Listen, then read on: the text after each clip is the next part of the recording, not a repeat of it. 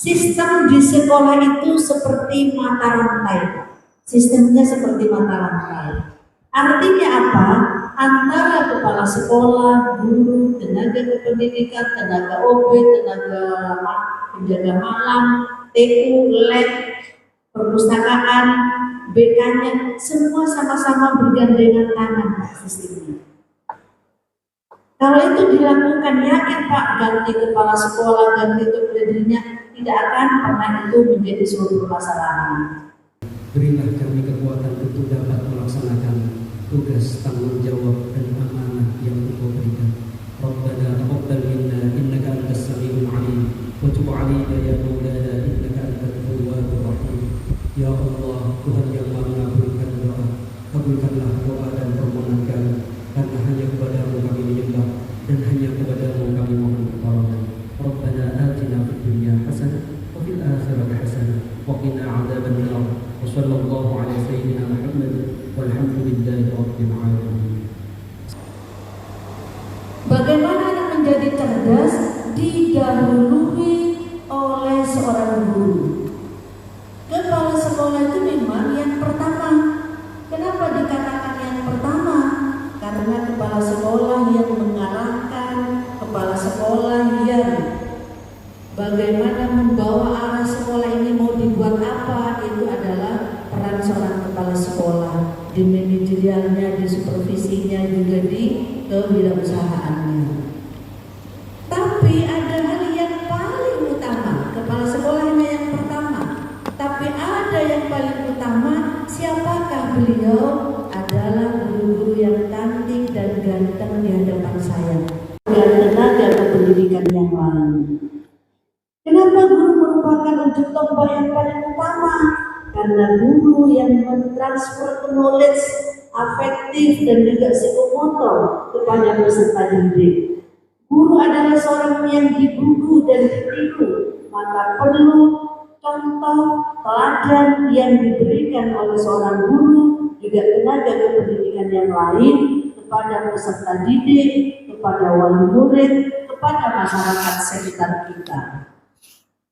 Maka Bapak Ibu, saya sedih sekali kalau melihat atau mendengar seorang guru misalnya, maaf, dia ke sekolah rambutnya panjang untuk yang bapak-bapak, lalu rambutnya diikat seperti cewek. Ini saya sedih rasanya, karena ini sebuah attitude. Bagaimana dengan sifat dan sikapnya, tindak tanduknya, perkataannya, semuanya bisa ditiru. Oleh siapa? Oleh peserta didik, oleh masyarakat sekitarnya. Bapak Ibu semuanya, maka panjenengan untuk meningkatkan kecerdasan anak-anak, panjenengan yang harus wawasannya lebih luas. Panjenengan kognitifnya harus luas. Panjenengan harus memahami terkait karakteristik didik, memahami semua metode-metode pembelajaran, harus paham dengan materi yang akan disampaikan kepada peserta didik, harus paham panjenengan persiapan apa yang harus disiapkan lebih dulu. Seperti orang berperang, kalau perang tanpa membawa apa-apa, bisa tidak Bapak Ibu? Tidak bisa. Itu namanya boneka. Tapi guru yang profesional, guru yang memiliki kapabilitas yang baik, dia sudah menyiapkan semua yang harus dipersiapkan sebelum masuk ke dalam kelas. Itu harus dilakukan oleh Bapak Ibu semuanya, jangan bonek, tetapi penuh dengan persiapan sehingga kewajiban mencerdaskan anak bangsa itu bisa terwujud menjadi sebuah kenyataan. Nah Bapak Ibu, kita lihat di gambar bagaimana Presiden Amerika Serikat yang ke-36, Bapak Lyndon mengatakan jawaban dari sebuah masalah bangsa kita, bahkan jawaban dari sebuah masalah di dunia ada pada satu kata. Kata itu adalah pendidikan. Maka sangat benar Bapak Ibu, SDM itu unggul jika pendidikannya baik. Padahal SDM itu merupakan modal dasar bangsa kita untuk maju, untuk unggul. Maka modal dasar SDM itu supaya unggul, salah satunya yaitu bisa diprogramkan, bisa dididik di mana di pendidikan. Maka benar katanya Presiden Amerika yang ke-36 bahwa semua permasalahan di dunia ini bisa terselesaikan hanya dengan satu kata, yaitu pendidikan. Maknanya benar ya Bapak Ibu ya? Benar apa enggak? Coba saya tanya yang sebelah kanan, kenapa panjenengan setuju bahwa pendidikan yang bisa menyelesaikan berbagai macam permasalahan? Kenapa? Coba yang sebelah kanan. Menjawab misalnya beliau.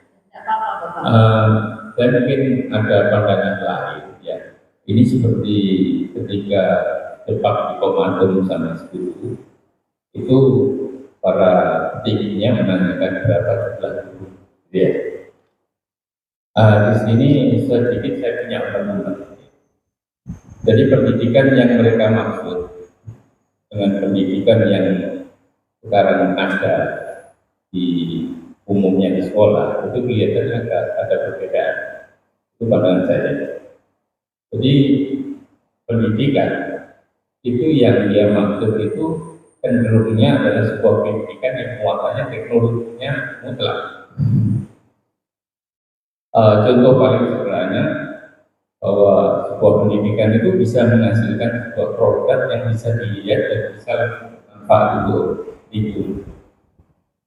Tapi sering-sering kalau pendidikan di Indonesia sering-sering saya mendengarkan itu teorinya banyak, tapi prakteknya itu tidak ada hasil yang nyata bisa dihasilkan untuk menyelesaikan sebuah masalah-masalah.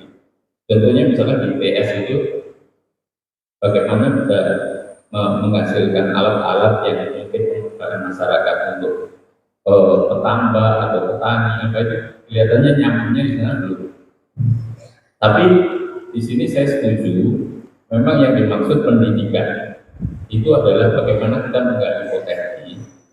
menggali potensi untuk mengembangkan seorang siswa itu bisa menggantikan generasi berikutnya untuk menjadi betul-betul konkret menghasilkan sesuatu untuk mengatasi masalah bangsa seperti ini. Dengan pendapat yang kedua, menurut Tony, Bapak setuju juga? Setuju, sangat setuju. Karena ilmu itu sendiri sebenarnya, struktur ilmu sendiri itu kan punya hierarki tersendiri. Jadi misalkan untuk memahami sebuah teknologi, maka seseorang harus mengetahui apa yang dibutuhkan dari teknologi itu. Dan ini tidak untuk kemungkinan pada teknik dasar seperti matematika, saya kebetulan guru matematika, itu ada hierarki yang harus mengantar mereka ke sana. Jadi konkretnya seperti itulah. Untuk itu mungkin saya mungkin juga boleh usul karena buat tadi menyangkut kualitas pendidikan itu sendiri. Saya melihat di sekolah swasta yang favorit itu mencari guru kesenian saja, itu langsung dilihat bagaimana dia bisa memainkan alat-alat musik itu secara nyata, bukan teori. Sehingga makanya di sana didapatkan guru-guru yang memang handal untuk urusannya. Termasuk untuk mencari guru matematika, itu 30 orang masuk kelas dites untuk soal-soal yang berkaitan dengan matematika itu sendiri. Sampai terakhir ada 3 orang itu disuruh mengajar di hadapan guru-guru yang bicaranya kosong. Ini sedikit ada perbedaan kadang-kadang kita menjaring guru setelah masuk ke sekolah ada guru matematika tidak bisa menerangkan matematika. Nah ketika ini maaf ya, ini sekarang masukan mungkin untuk generasi berikutnya atau setelah ini bisa ada beberapa. Artinya kalau kita mencari tukang batu ya fokusnya ya intinya lebih dominan gitu. Kalau mencari seorang guru musik, ya guru musiknya dia dominan gitu. Itu masukan dari saya, makanya berkaitan dengan pendidikan ini saya setuju sekali bahwa yang bisa merubah itu adalah pendidikan. pendidikan yang berilmu, ada ilmunya dimaksud. Terima kasih Ustaz. Pak Nuryanto, monggo Pak Nuryanto coba berita. Dapat. Tepuk tangan buat Pak Nuryanto. Nah Bapak Ibu, semua pasti setuju. Permasalahan bangsa ini bisa dipecahkan dengan pendidikan, tanda kutip pendidikan yang baik. Pendidikan dari orang-orang yang bisa menghantar anak-anak kita benar-benar bisa memecahkan persoalan minimal di sekeliling anak di rumahnya. Itu harus dilakukan oleh siapa ya? Oleh panjenengan, oleh guru. Makanya kepala sekolah memang yang pertama, tapi gurulah yang paling utama. Karena 1000 program yang diketuskan oleh kepala sekolah tanpa didukung oleh guru dan tenaga kependidikan yang lain bisa berjalan apa enggak? Karena kalau mau berarti ini sering tidak mendukung Pak Bahrun ya. Pak Bahrun punya program tanpa didukung oleh guru sama tenaga kependidikan yang lain bisa berhasil atau enggak? Enggak bisa. Misalnya loh, saya kan petugas OB, Bu Tati, gimana? Petugas OB mungkin tidak bisa seperti guru, tapi bisa memberikan contoh yang baik. Kepada siapa? Kepada semua orang yang dilayani.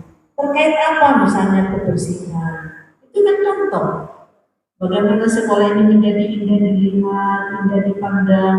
Semuanya tidak ada yang tidak berfungsi yang ada di sekolah SMK 6 ini. Semua berfungsi, semua saling bergandengan tangan untuk mewujudkan SMK 6 ini adalah SMK 6 yang menjadi dambaan masyarakat wilayah Jawa Timur. Harus seperti itu teman-teman ya. Kebutuhan Quran. Bapak Ibu, kenapa sih kapabilitas panjenengan kok harus ditingkatkan?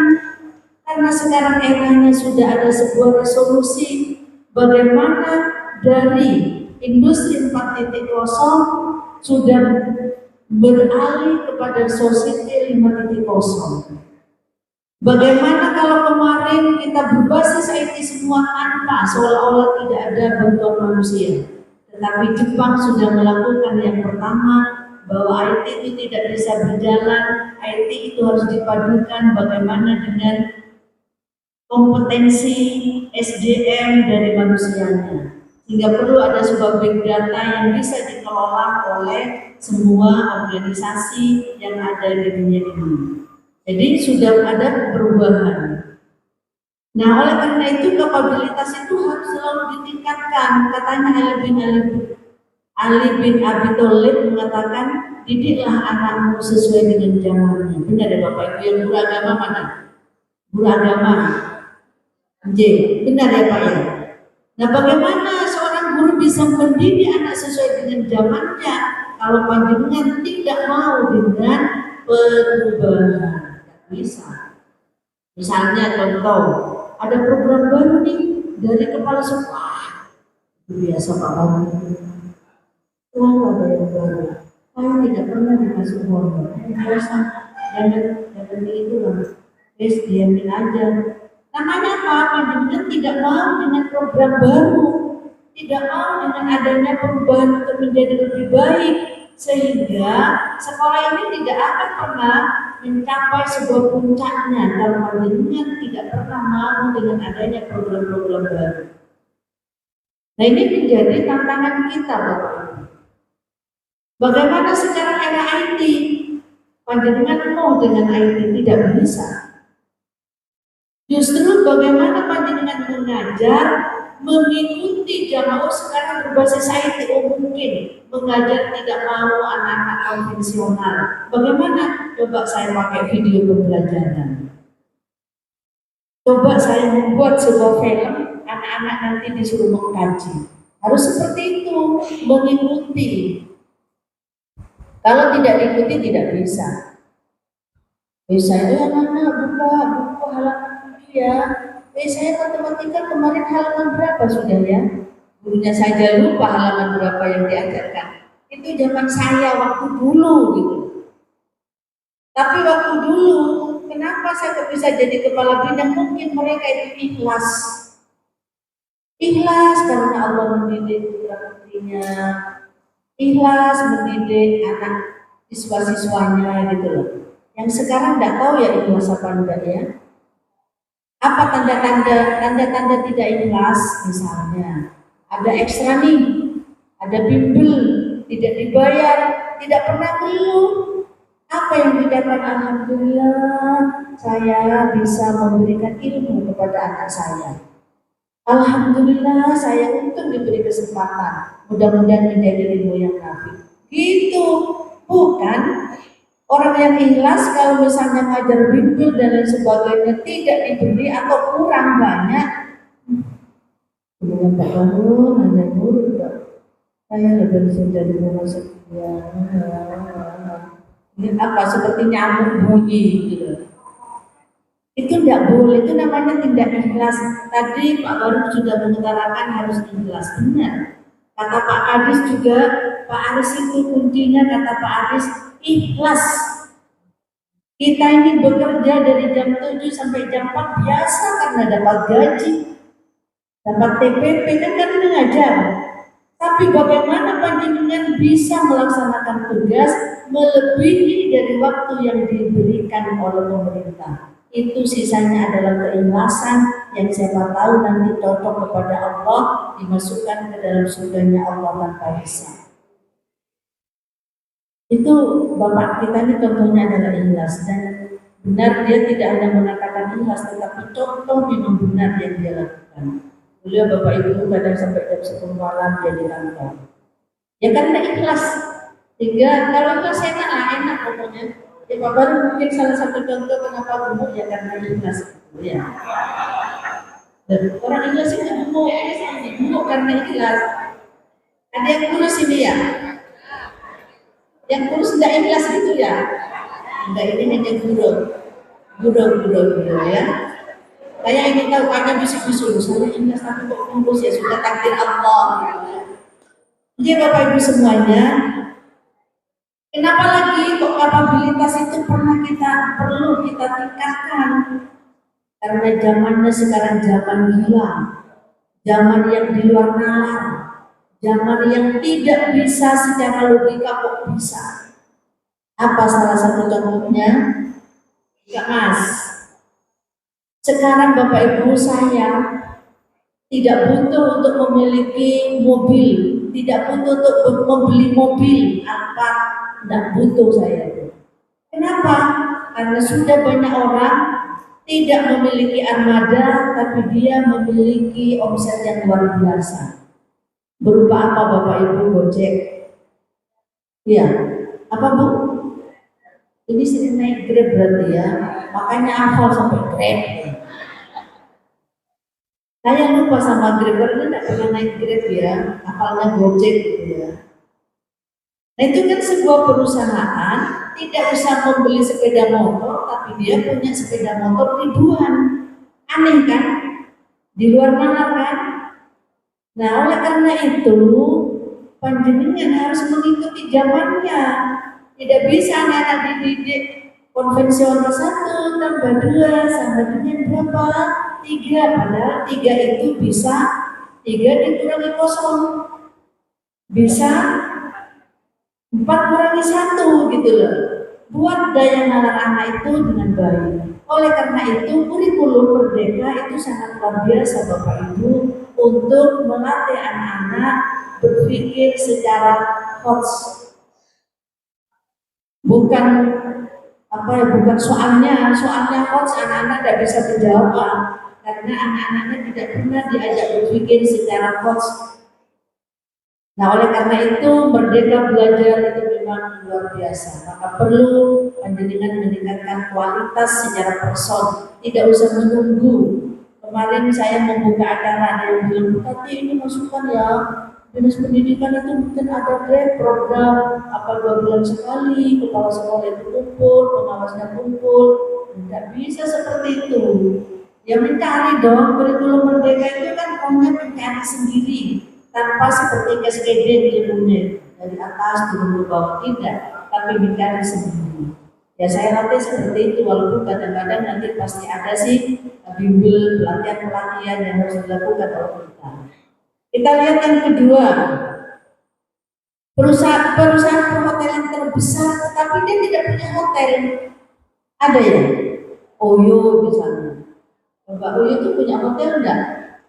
Tidak punya, tapi seorang orang-orang masyarakat kalau mau cari yang murah, ke Oyo, padahal Oyo itu tidak punya hotel.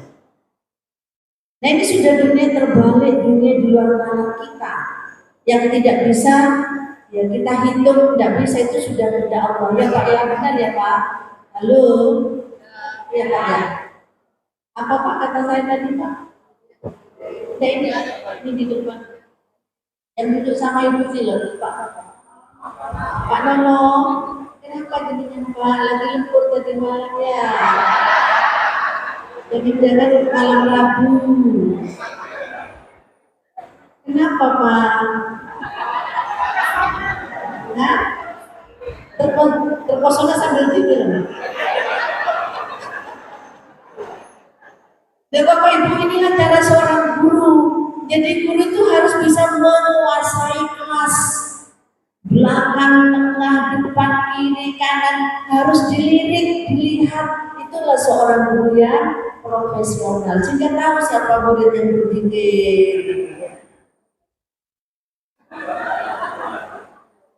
Oh, jelosok di lantai, kata saya tidak begitu paham kalau bahasa Jawa, maaf ya. Saya kan orang Madura. Nah Bapak Ibu, bagaimana juga perusahaan Telkom yang paling besar? Sekarang coba kita ingat Zoom. Zoom itu ada kantornya enggak? Tidak ada kan? Tapi dia seolah-olah menjadi raja di dunia ini. Kemana-mana ayo ada Zoom, PKKI ayo Zoom. Padahal itu tidak ada kantornya. Memang sudah di luar nalar. Nah bagaimana seperti ini panjenengan SMK 6 juga, bagaimana SMK 6 itu bisa tidak punya apa-apa, misalnya tidak punya alat canggih, tapi bisa mendunia, gimana caranya? Ya harus dilakukan oleh siapa? Oleh guru-gurunya gitu loh. Iya caranya supaya dunia mengenal SMK 6. Ayo SMK 6, ayo SMK 6 gitu. Selain panjenengan mendapatkan bonus uang, ya juga kan mendapatkan nama besar gitu. Ya seperti Oyo tadi Bapak. Bagaimana juga panjenengan pernah nggak sering belanja di Shopee? Bapak Acung yang sering. Wah, Masya Allah jenengan tidak rajin tapi sering belanja Shopee ya Pak. Oh ini jangan-jangan ya gayanya ibu-ibu juga ya. Tapi saya senang sama Bapak ini orangnya jujur ya. Ibu-ibunya tidak jujur Pak.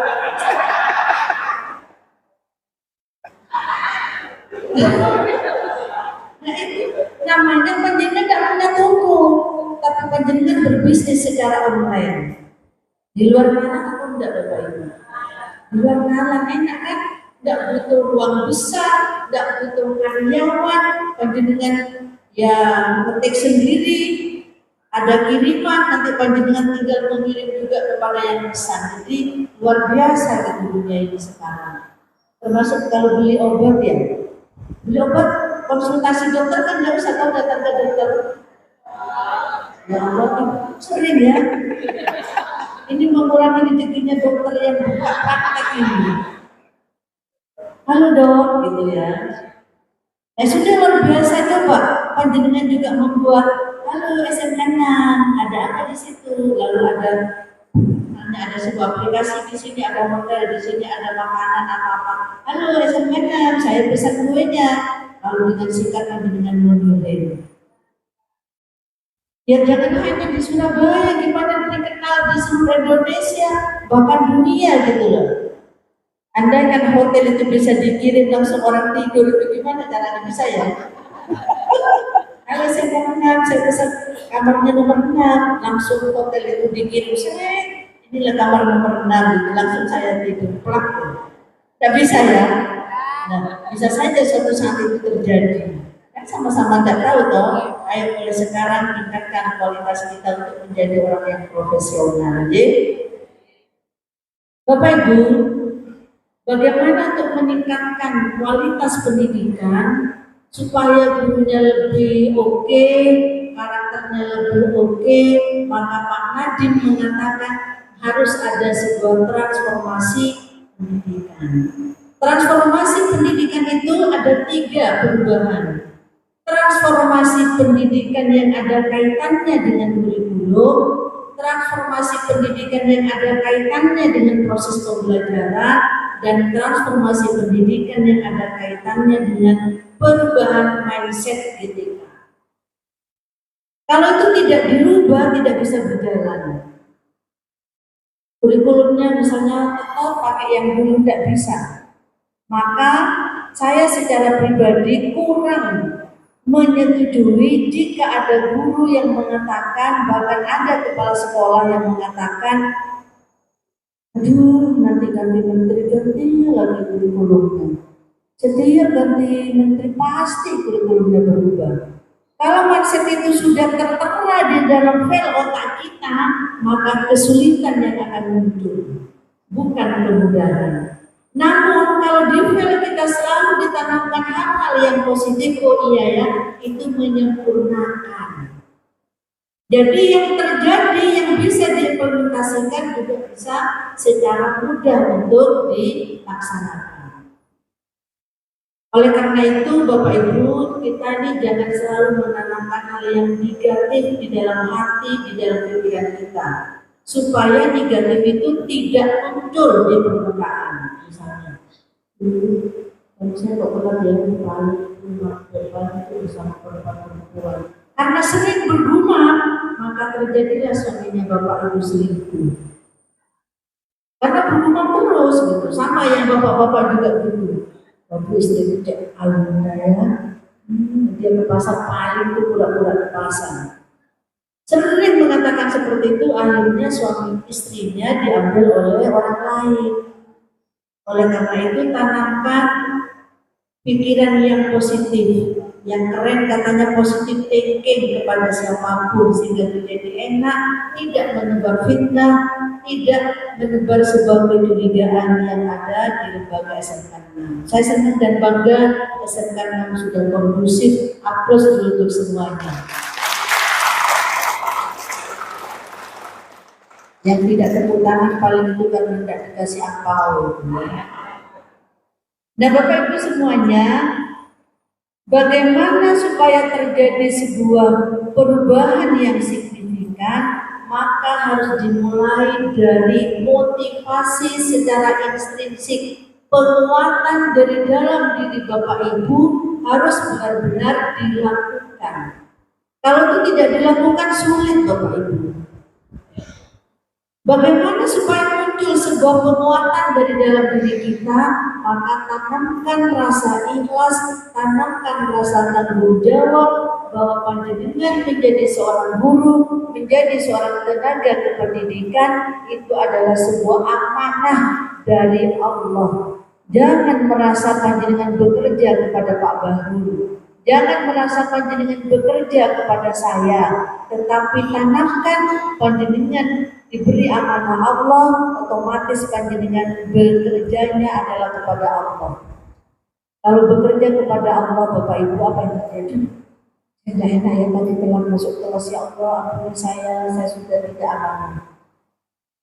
Aduh, saya telat ke sekolah ya, setiap hari saya sering terlambat. Ya Allah, ampuni saya sudah melakukan sebuah kesalahan. Karena merasa bekerja kepada Allah, maka panjenengan akan selalu ada sebuah solusi bagaimana panjenengan bisa bekerja dengan baik, melaksanakan amanah dengan baik. Benar Bapak Ibu, setuju ya? Karena motivasi eksternal itu masih lemah. Kalau ada uangnya kerja baik, kalau tidak ada uangnya kerjanya tidak baik karena motivasinya uang. Fulus. Ya, cuan. Tidak termotivasi karena itu adalah amanah dari Allah. Lakukan itu Bapak Ibu. Bagaimana dengan kurikulumnya yang ada di dalam Merdeka? Itu kurikulum Merdeka yang di dalamnya sudah memberikan kebebasan kepada peserta didik Bapak Ibu untuk menghargai bakat minat peserta didik. Maka tidak boleh di SMK 6 ini ada sebuah tekanan-tekanan yang di luar kemampuan peserta didik. Misalnya, tidak mau ambil jurusan perhotelan kok dipakai karena perhotelannya kurang, satu kelas hanya 10. Harus perhotelan, tapi lewat. Padahal dia tidak suka, ini tidak boleh. Tidak boleh terjadi di SMK 6. Tetapi apa yang dilakukan oleh seorang guru di dalam kurikulum Merdeka itu, ya saya kamu mau masuk kemana ke SMK 6. Lalu jurusannya apa? Perhotelan. Maka guru BK itu harus ambil bagian, apa benar anak ini cocok untuk masuk perhotelan. Diarahkan kalau tidak benar. Apalagi nanti kalau sudah lulus apakah mau bekerja, apakah mau melanjutkan kuliah, apakah mau berwirausaha, itu semua harus diarahkan oleh guru-guru, oleh guru BK. Inilah sebuah transformasi pendidikan, bahwa tidak ada sebuah tekanan-tekanan batin kepada peserta didik supaya anak itu enjoy.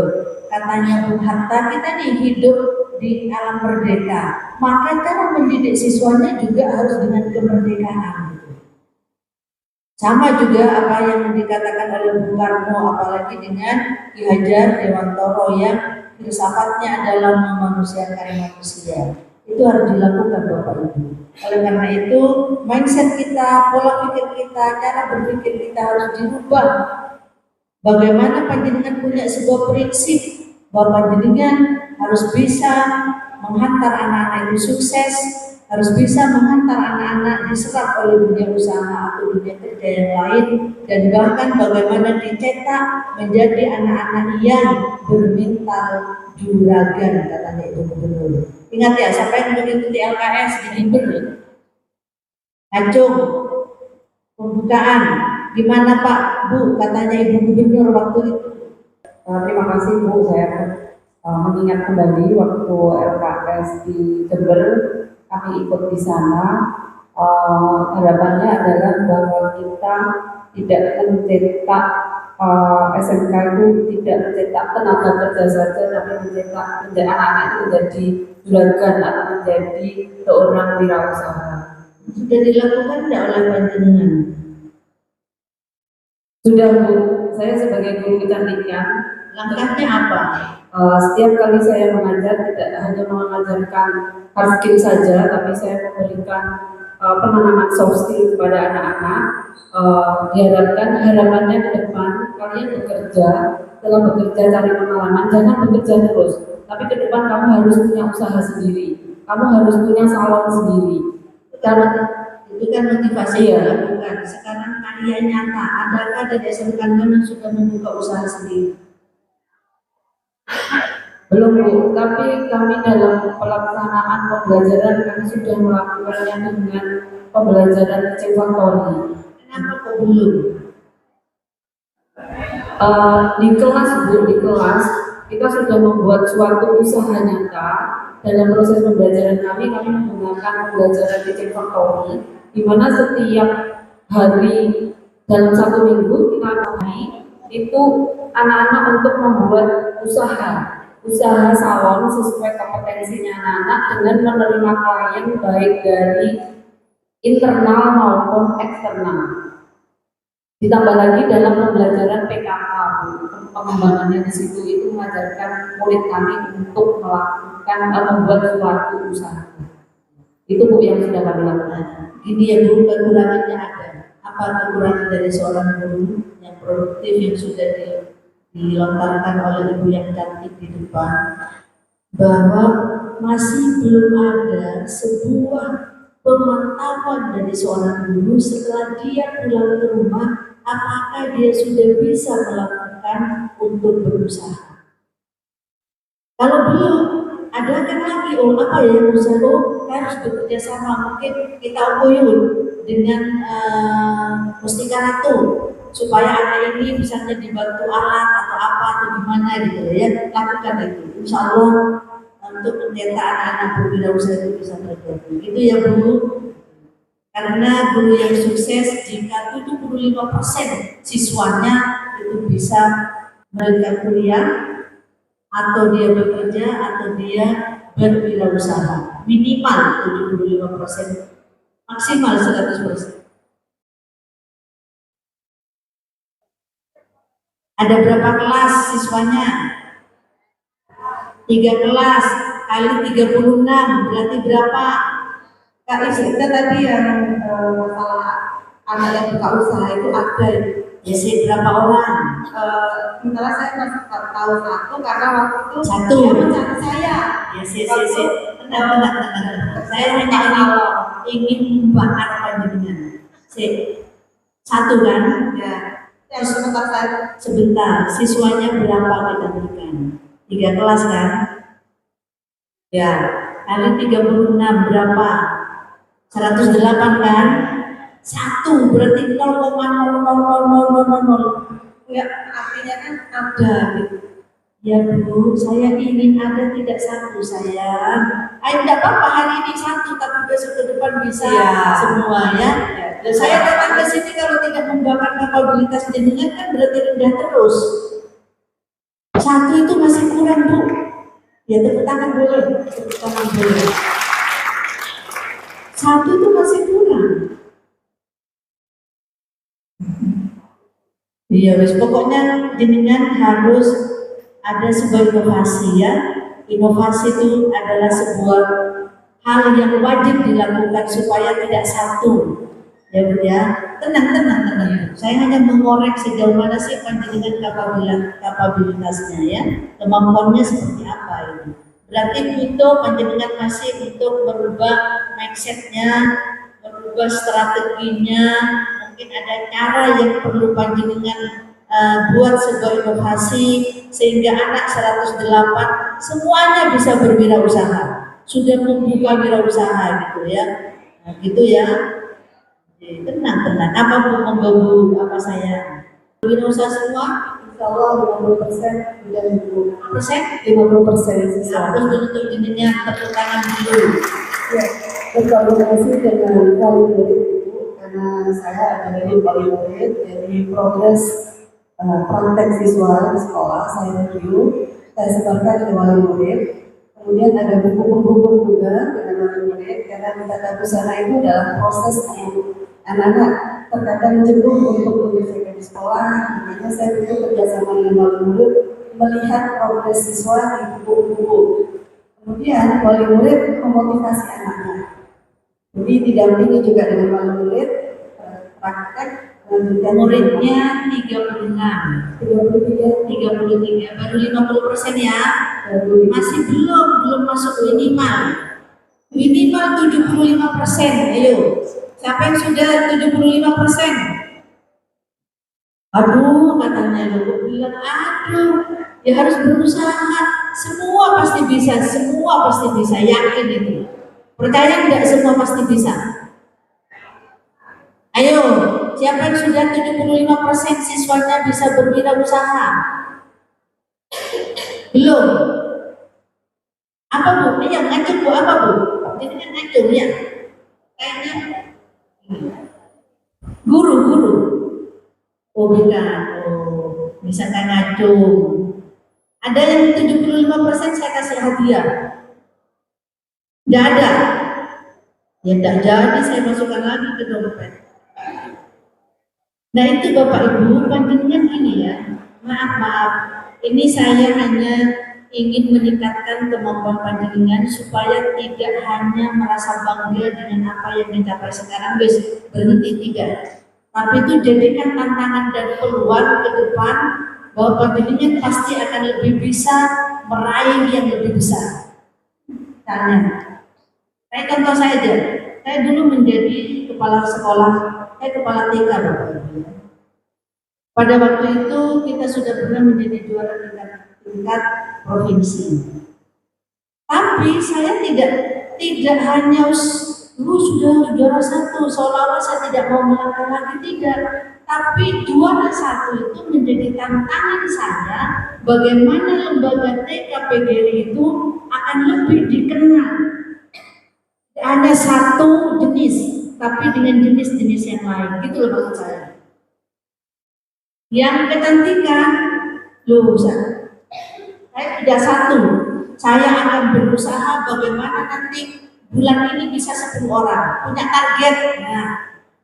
Nah Bapak Ibu, itu sudah 50% sudah oke, tapi jangan puas dengan yang 50%. Sudah ada satu, jangan puas dengan satu. Bagaimana besok ditambah.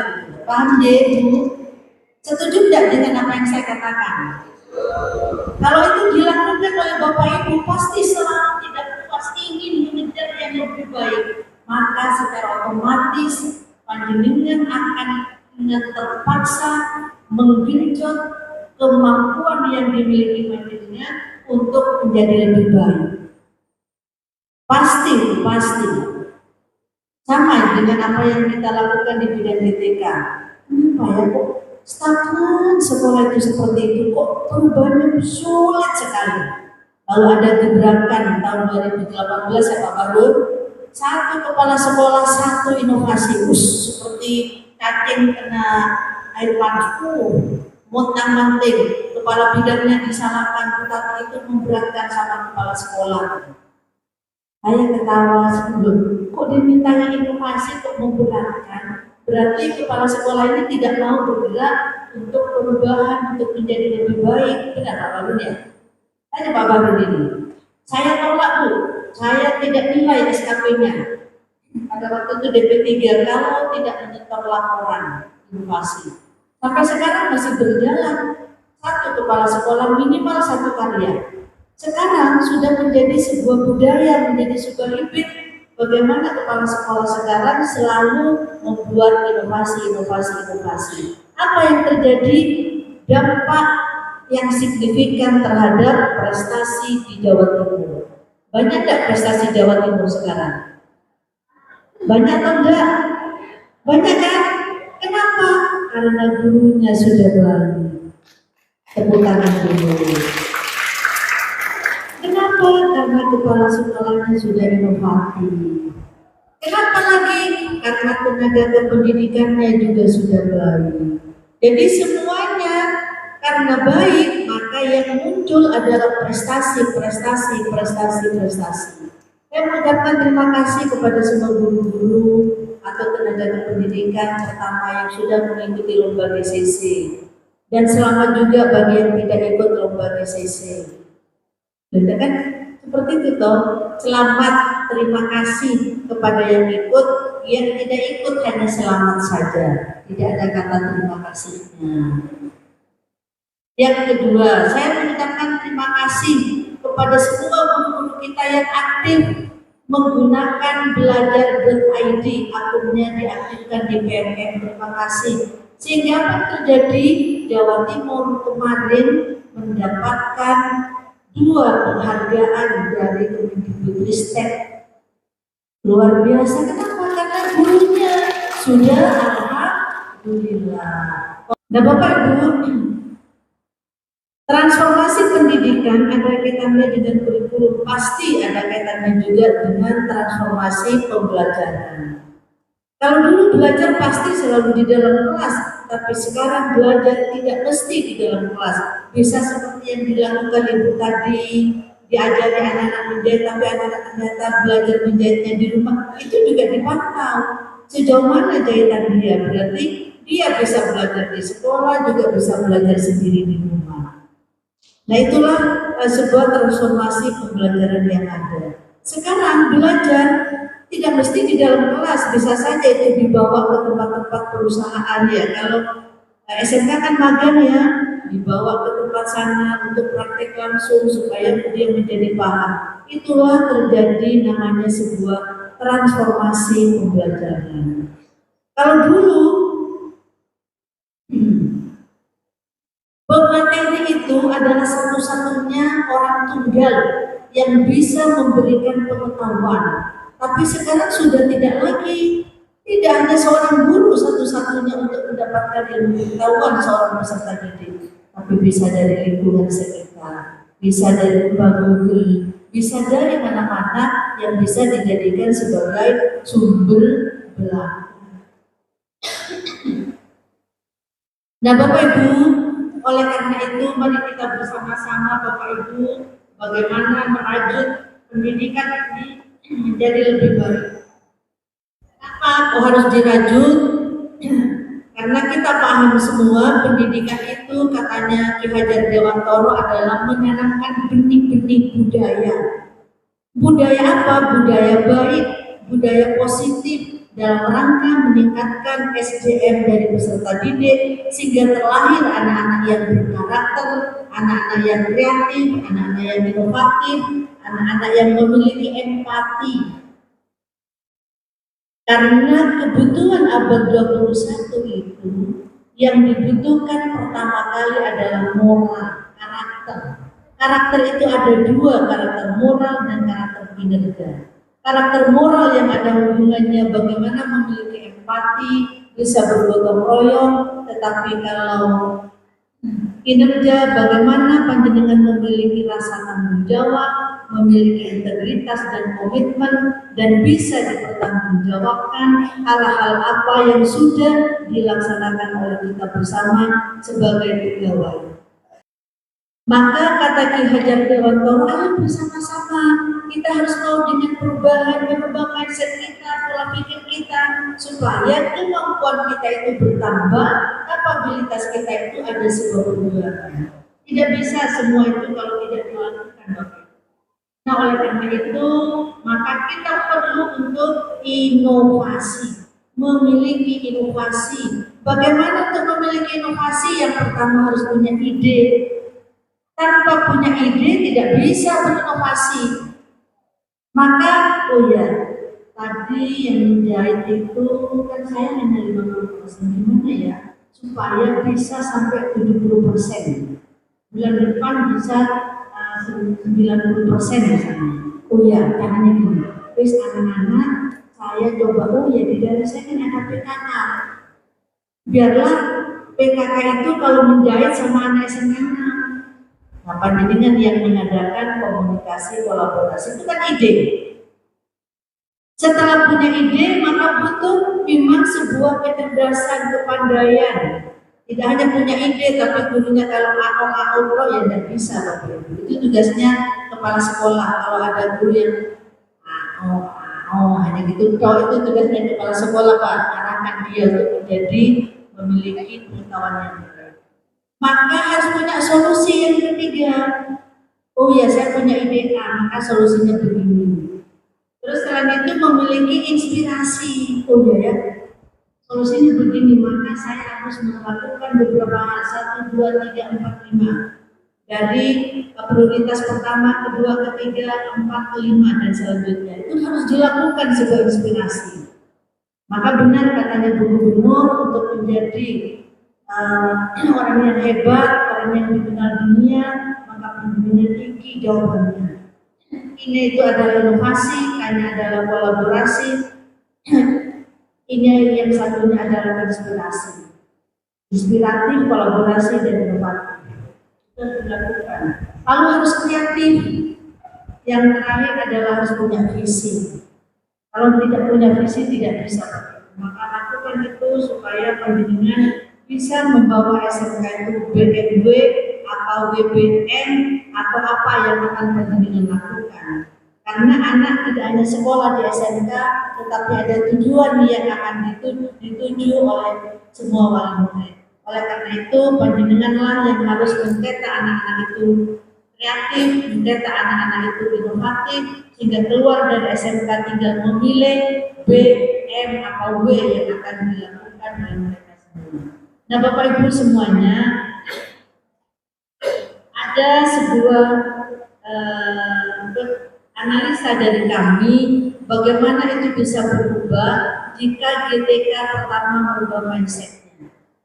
Yang kedua adalah skill setnya harus dirubah itu. Ada perubahan yang harus dilakukan. Yang adalah toolsetnya, alat-alatnya, sarana prasarananya yang akan digunakan itu semua harus disiapkan, semua harus ada sebuah perubahan, semua harus disesuaikan dengan pembelajaran yang akan diberikan oleh Bapak Ibu kepada peserta didik. Lalu pertanyaannya adalah inovasi harga mati yang tidak bisa ditawar oleh siapapun agar kapabilitas pendidikan lebih baik ke depan. Maka Bapak Ibu, mari kita bersama-sama mengembangkan pertama adalah integritas. Bahwa apa yang diucapkan, apa yang diutarakan, apa yang diinginkan harus diwujudkan sesuai dengan implementasi masing-masing, harus sama. Kalau kita ingin A, ayo lakukan A. Jangan ingin A dilakukan B, itu namanya tidak memiliki integritas yang baik. Yang kedua, harus memiliki kinerja. Kinerja itu bagaimana yang harus dilakukan, harus bisa memiliki sebuah keinginan kuat untuk menjadi orang yang profesional, bukan orang yang profesional. Profesi itu kuat masuk ke kantor, tetapi kalau kinerja adalah profesional. Kalau sudah profesional, yakin rezeki akan mengikuti dari belakang, yakin itu Bapak Ibu. Jangan khawatir. Bagaimana caranya supaya kita tetap profesional? Kuasai semua tusinya. Adakan sebuah peningkatan pengembangan diri dari Bapak Ibu semua. Jangan menunggu untuk dilatih, tapi dengan mencari sendiri untuk menjadi lebih baik. Bagaimana untuk menguasai pengetahuan, keterampilan, sikap supaya lebih bagus, supaya bisa mentransfer kepada peserta didik. Lalu jaga performa kita, Bapak Ibu. Kalau SMK 6 ini sudah bagus, maka jagalah performa SMK 6 dengan baik. Jangan sampai menurun. Siapa yang menjaga performa ini? Panjenengan. Dengan cara apa? Dengan cara berkinerja lebih baik. Yang ketiga adalah bagaimana panjenengan meningkatkan kompetensi. Tadi sudah selalu saya bahas, kompetensi itu harus benar-benar ditingkatkan dengan motivasi secara intrinsik supaya lebih kompeten. Terus yang keempat adalah akuntabilitas. Artinya apa? Bisa dipertanggungjawabkan hal-hal yang sudah dilakukan oleh Bapak Ibu, dipertanggungjawabkan kepada Allah yang paling utama. Setelah itu juga bisa dipertanggungjawabkan kepada masyarakat, kepada peserta didik, kepada kepala sekolah, juga kepada teman sejawat, khususnya kepada para wakasek, karena guru harus membuat sebuah laporan-laporan yang harus diberikan kepada kepala sekolah melalui para wakasek. Nah Bapak Ibu, dengan apa yang kita lakukan, kita menginginkan Bapak Ibu, kita ingin mencetak karakternya oke. Kami tidak ingin mencetak anak pintar tapi tidak berkarakter. Tetapi yang paling penting adalah kalau karakternya oke, yakin anak-anak itu akan menjadi manusia yang nurut kepada gurunya. Misalnya, Pak Baru karakternya baik, anak-anak besok masuknya pukul 7 ya. Maka Pak Baru karena memiliki karakter yang baik, dia pasti masuk jam 7 sudah di kelas. Tapi kalau misalnya Bu Siti atau Bu Makroma karakternya tidak baik, anak besok pukul 7 di kelas ya. Bu Makroma tidak memiliki karakter yang baik, tidak memiliki disiplin yang baik, maka yang namanya Makroma datang ke pukul 8. Loh kok datang pukul 8? Iya, saya soalnya di rumah, masih macam-macam alasannya. Karena sudah tidak memiliki karakter yang baik. Maka karakter ingin dicetak oke. Lalu yang kedua ingin mencetak prestasi. Yes, prestasi kita cetak dengan baik. Nah Bapak Ibu, sekarang kita tahu bahwa generasinya sudah generasi yang sudah tidak seperti kita yang tua-tua. Generasinya sudah berubah. Bapak Ibu sudah di depan kelas itu sudah banyak generasi Z yang panjenengan harus mengikuti karakter dari masing-masing generasi.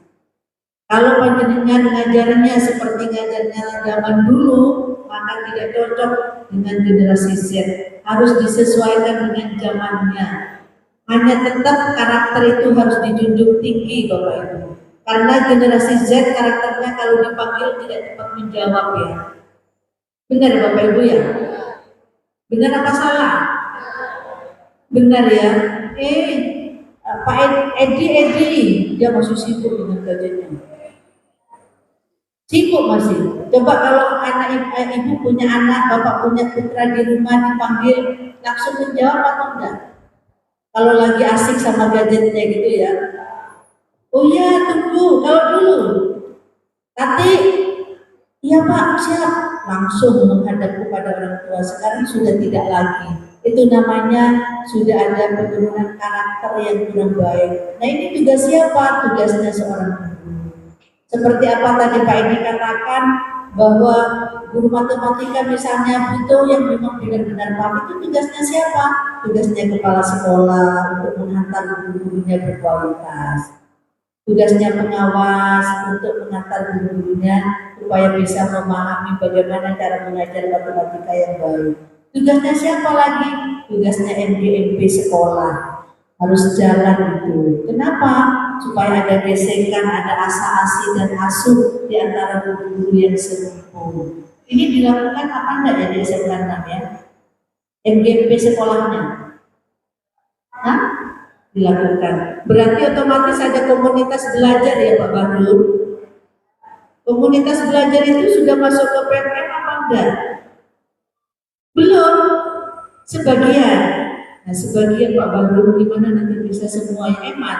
Kalau komunitasnya jalan lalu tidak masuk ke PPM-an, tidak terdaftar SMK 6 itu terbanyak atau tidak gurunya yang menggunakan akun belajar. Eman D, lakukan D, adakan sebuah perubahan. Kalau sulit, nanti tanya sama yang pinter IT-nya bagaimana untuk masuk ke PPM, setelah itu mengerjakan tugas, melihat modul, bisa berbagi praktik baik di dalam PPM tersebut. Lakukan eman Bapak Ibu. Itu salah satu cara untuk meningkatkan kapabilitas kita. Karena yakin tidak ada manusia yang sempurna. Maka untuk menyempurnakan kekurangan kita, mungkin dari guru-guru yang lain, teman-teman sejawat yang lain gitu ya. Jangan menghukum diri. Nah Bapak Ibu semuanya, inilah tantangan generasi Z. Pasti banyak bullying, kekerasan, pornografi, itu banyak ya terjadi ya, anak-anak suka itu ya. Maka tugas siapa? Tugas kita Bapak Ibu, tugasnya panjenengan. Bagaimana untuk memantau anak-anak ketika main gadget. Aduh main apa sayang? Aduh apa yang dilihat? Keren banget. Ini ternyata melihat orang-orang yang berhasil di dunia itu bagus. Tapi ketika melihat anak sudah dari rambutnya kayak merah terangsang, lihat kenapa kok mukanya merah? Kenapa kok lihat adegan kayak gitu? Nah itu tugasnya siapa? Tugasnya guru dan tenaga kependidikan. Karena ini menjadi sebuah tantangan, maka panjenengan harus menjadi filter, panjenengan harus bisa menjadi teman, sahabat untuk anak-anak kita, sehingga panjenengan bisa mengetahui dan paham apa yang dilakukan oleh peserta didik. Nah Bapak Ibu, ini adalah katanya Ki Hajar Dewanto. Di mana ada kemerdekaan, disitulah harus ada disiplin yang kuat. Lagi-lagi disiplin. Untuk berhasil memang butuh disiplin. Untuk supaya bisa meraih yang besar juga butuh sebuah kedisiplinan. Maka adakan sebuah manajemen waktu yang baik agar benar-benar bisa diraih apa yang menjadi mimpi kita.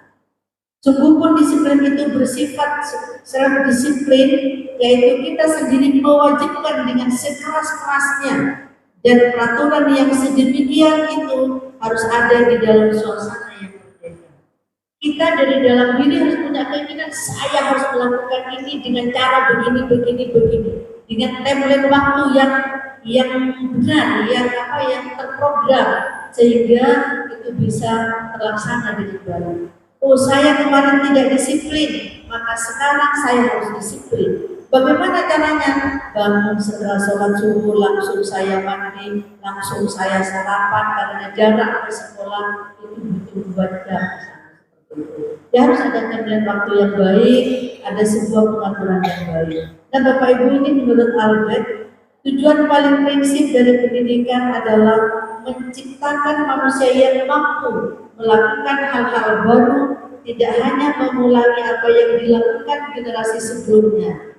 Manusia yang kreatif, memiliki daya cipta dan nah ini menjadi tantangan dan harus dengan lakukan bagaimana melahirkan anak-anak yang kreatif, memiliki daya cipta yang baik, memiliki gagasan-gagasan baru sehingga dia tidak seperti zaman dulu cara bekerjanya, sudah ada sebuah perubahan. Nah inilah Bapak Ibu yang bisa saya sampaikan. Mudah-mudahan apa yang disampaikan pada hari ini ada hidayah, ada anugerah untuk merubah cara kerja panjenengan, cara pandang panjenengan, sehingga di SMK 6 sudah tidak terjadi guru yang tidak disiplin, tidak terjadi guru yang tidak memiliki inovasi, tidak terjadi guru yang tidak memiliki kreativitas, dan tidak terjadi lagi guru yang tidak memiliki karakter yang baik. Saya yakin panjenengan adalah orang-orang yang memang benar-benar mendapatkan hidayah dan anugerah dari Allah yang Maha Kuasa. Saya akhiri intinya Shiratal Mustaqim. Wassalamualaikum warahmatullahi wabarakatuh. Kemajuan teknologi yang sangat canggih Ibu, ada artificial intelligence itu, dan itu begitu canggihnya sehingga dipelajari dan dikejar dengan ruang secara umum gitu, karena sangat membantu menyelesaikan banyak pekerjaan, banyak tugas dan sebagainya. Termasuk kami guru-guru sering memakai ChatGPT AI ini.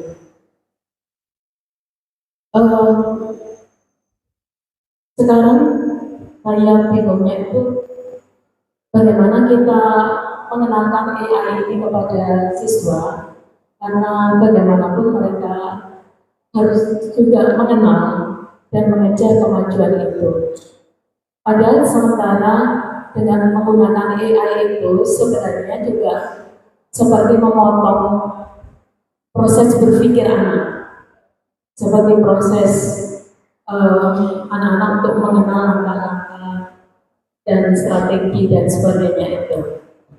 Sekarang saya ingin diberi solusi bagaimana mengenalkan AI itu kepada siswa sehingga mereka itu tidak kebablasan dalam salah penggunaannya demikian. Tetapi anak-anak tetap harus dikenalkan dengan artificial intelligence itu. Terima kasih Ibu.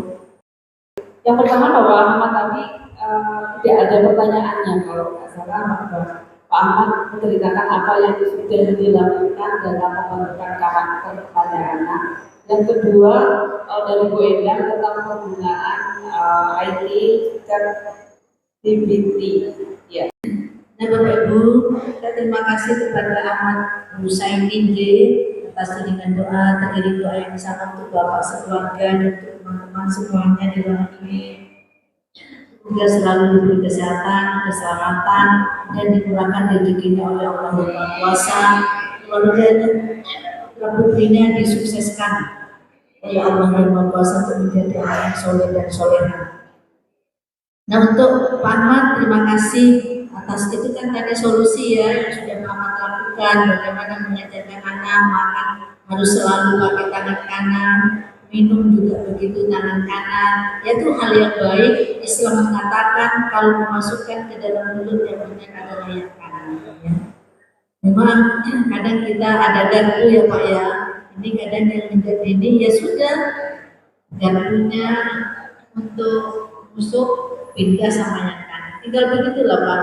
Itu strategi panjenengan bagaimana cara menyampaikan kepada peserta didik supaya tetap kita memasukkan ke dalam mulut itu adalah yang sebelah kanan. Walaupun memang ada dalam tata boga ya Table mannernya kan sudah jelas. Oh, yang kanan sendok, kiri itu kartu otomatis.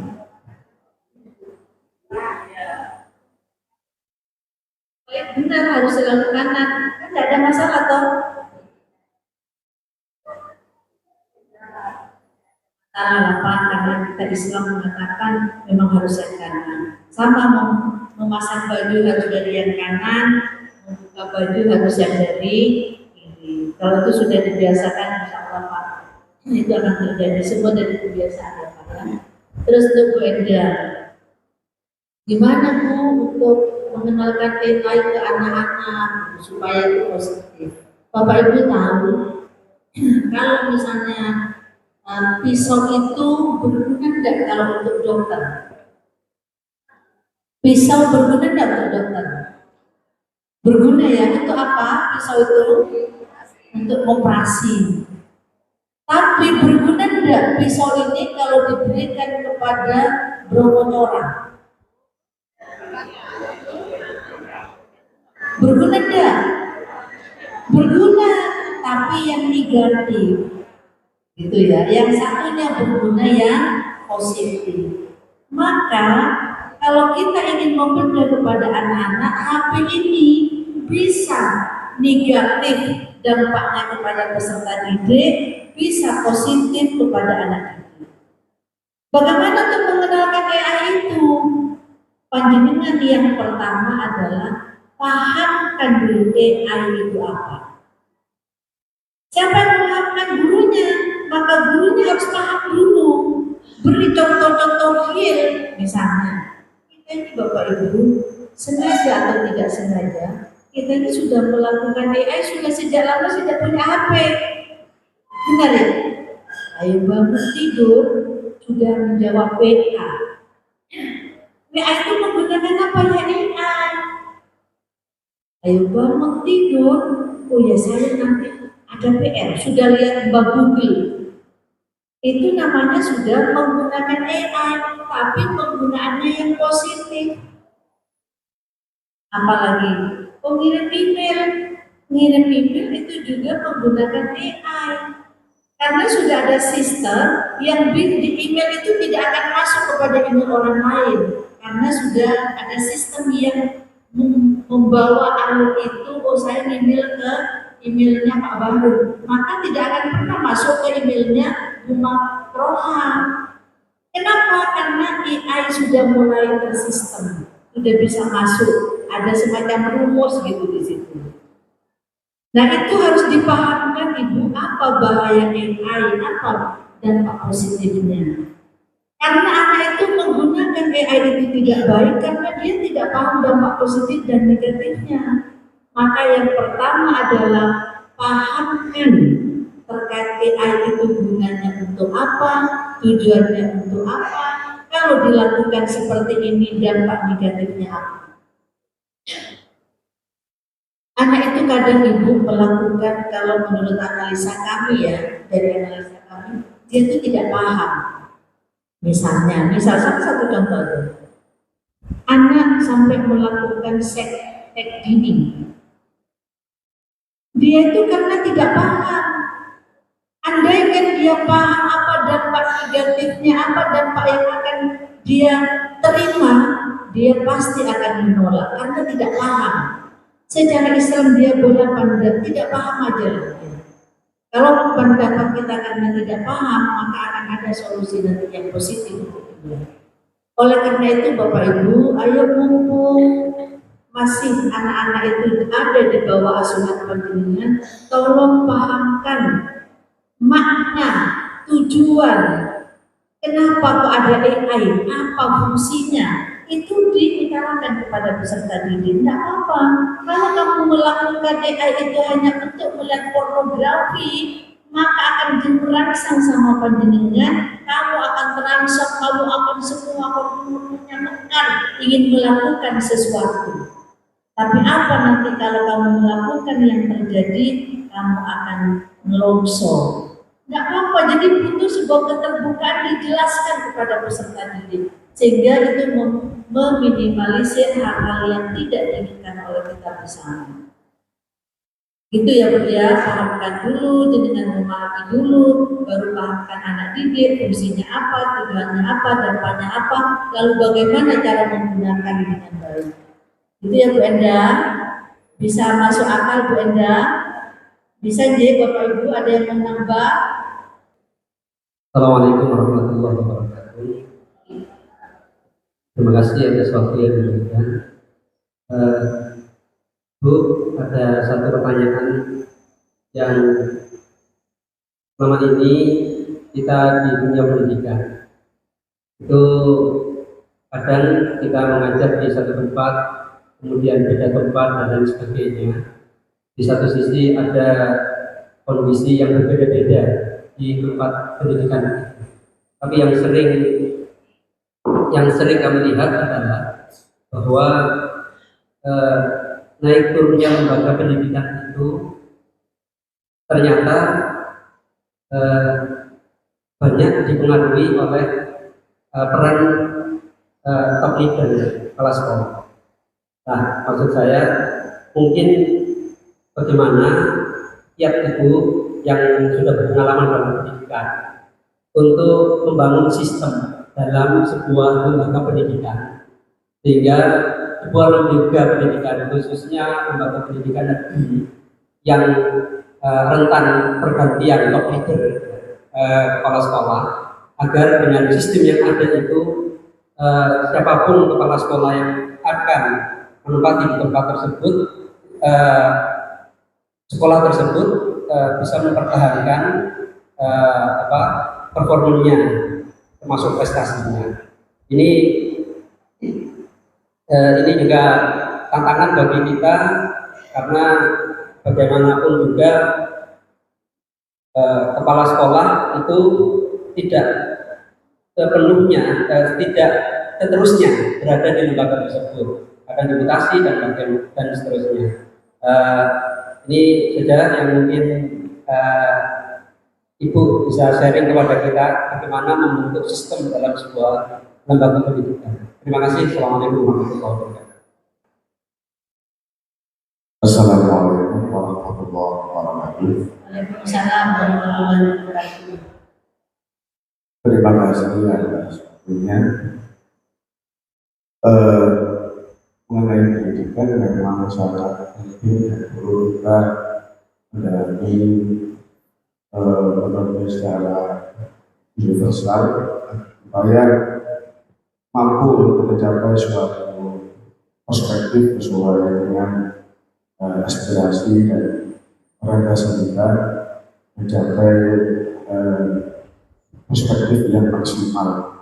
Di antaranya adalah kalau kita melihat kondisi anak-anak zaman sekarang ini memang tidak mencapai kenakalan yang tidak besar, dan ini sudah mengarah kepada kriminalitas. Artinya banyak orang yang saling menyalahkan. Apakah zaman sekarang ini orang tua sudah yang punya power untuk mengarahkan kepada dirinya, atau juga ada yang menyalahkan apakah lembaga pendidikan sudah punya power untuk mengarahkan kepada putra putri.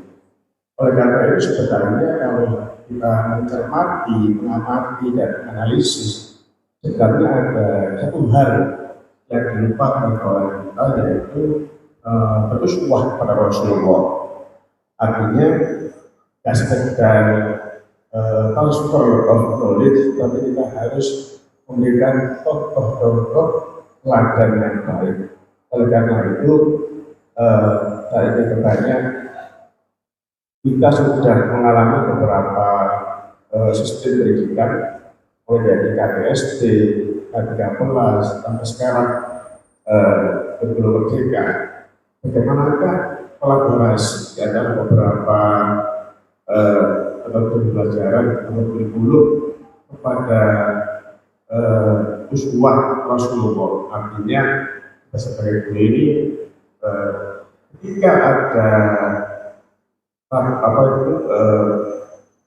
tujuannya untuk mendirikan pendidikan yang baik, apakah sudah kita kolaborasikan dengan uswah Rasulullah? Artinya kita yang mengawali dari etika itu sehingga pendidikan kita ini betul-betul kita itu sesuai dengan aspirasi kita untuk mencapai suatu orientasi perspektif yang maksimal.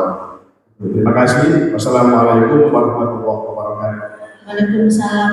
Pak Umar, cocok sekali Pak. Saya sangat setuju Pak Umar. Memang kita harus mencontoh seperti apa yang dilakukan oleh Rasulullah. Jadi contoh. Nah, ayo lakukan ya Pak Umar. Halo Pak Umar, lakukan deh biar panjenengan bisa menularkan kepada guru-guru yang lain. Contoh. Ya harus gitu. Apa saling mengingatkan lah. Saling mengingatkan, TNG pula saling memberi, saling menerima hal-hal yang baik, ayo kita lakukan, yang tidak baik tidak usah kita lakukan. Itu ya Pak Umar, atur suul ya, sip itu, top markotop juga dari mana. Nah untuk yang Pak Muni, gimana sih?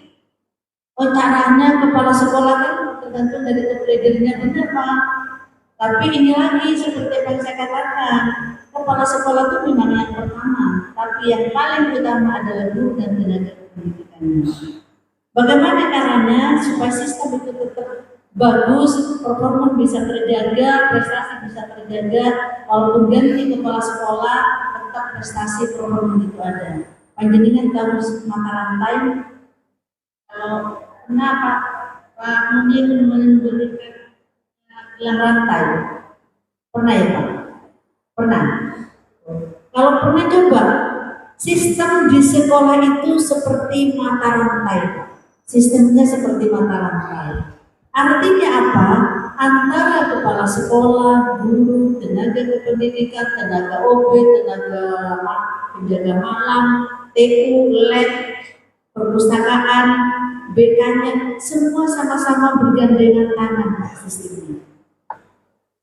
Kalau itu dilakukan, yakin Pak, ganti kepala sekolah, ganti leadernya, tidak akan pernah itu menjadi suatu permasalahan.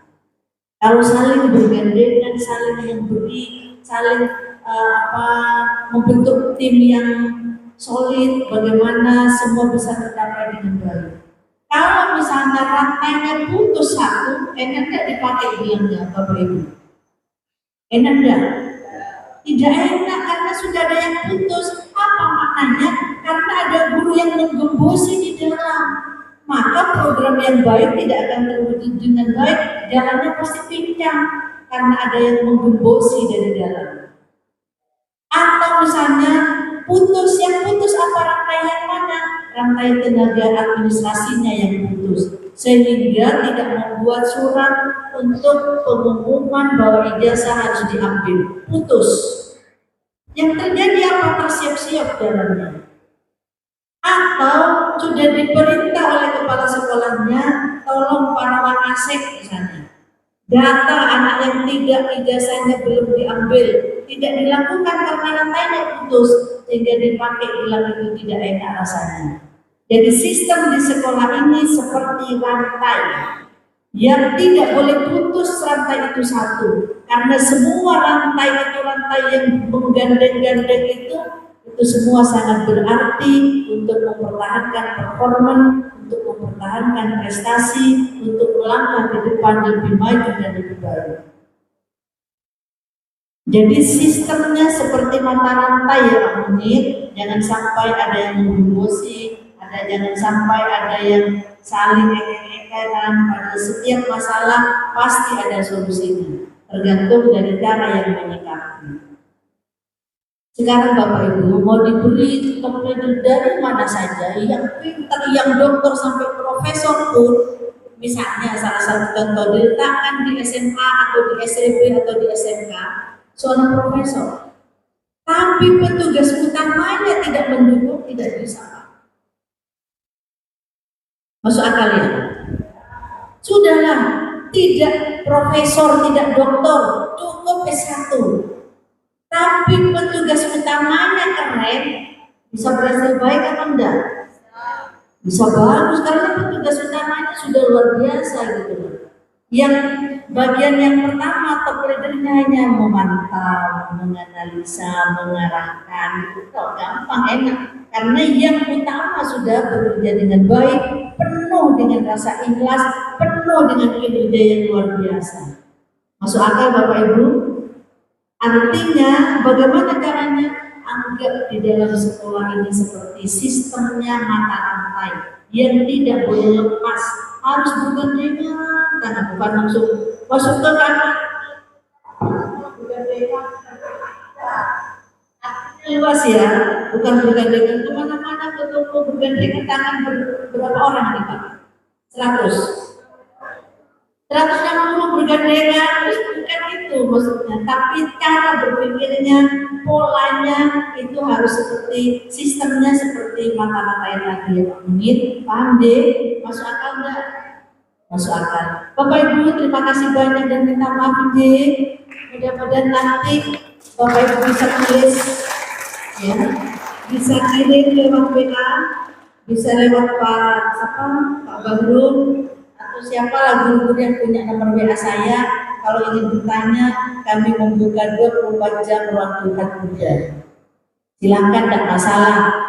Kami akan melayani selama memang saya ada waktu untuk menjawab, akan kami jawab. Minta maaf, terima kasih semuanya, sukses untuk SMK kami. Terima kasih kami aturkan kepada Ibu Tati yang sudah memberikan materi workshop pada hari ini, yaitu peningkatan kapabilitas ITK. Alhamdulillahirrahmanirrahim, hari ini sudah rangkaian acara sudah kita lewati bersama. Telah dilaksanakannya workshop peningkatan kapabilitas guru dan tenaga kependidikan di SMKN 6 Surabaya. Sekali lagi mohon tepuk tangannya buat narasumber kita hari ini, yaitu Ibu Suhartati SPD MPSI, Kepala Bidang GTK Dinas Pendidikan Provinsi Jawa Timur.